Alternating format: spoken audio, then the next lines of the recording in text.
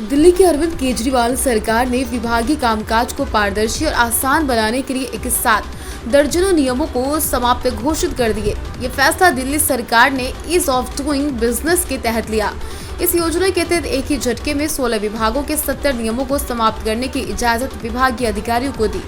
अब फाइलें और तेजी से आगे बढ़ेंगी। इसके अलावा दिल्ली सरकार ने विभिन्न सेवाओं का डिजिटलीकरण कर सबसे ज्यादा जोर दिया, ताकि लोगों को सरकारी दफ्तर के ज्यादा चक्कर लगाने की जरूरत ना पड़े।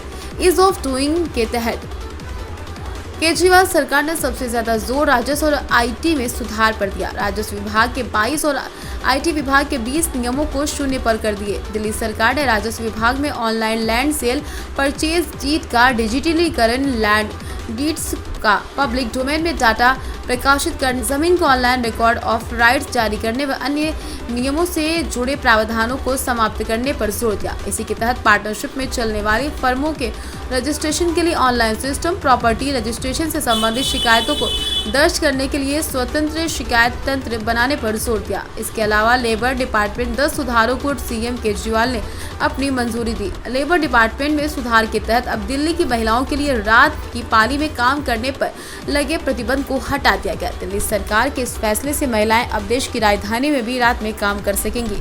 दिल्ली प्रदूषण नियंत्रण समिति डीपीसीसी में 3 सुधारों को मंजूरी दी गई। दिल्ली के बिजली विभाग में 9 सुधारों पर जोर दिया गया। साथ ही आदेश भी दिया गया कि जरूरी सुधार को पब्लिक डोमेन में भी प्रकाशित किया जाएगा। इसके अलावा चर्चित आबकारी विभाग, दिल्ली फायर सर्वे विभाग में भी 3 सुधारों को मंजूरी दी गई।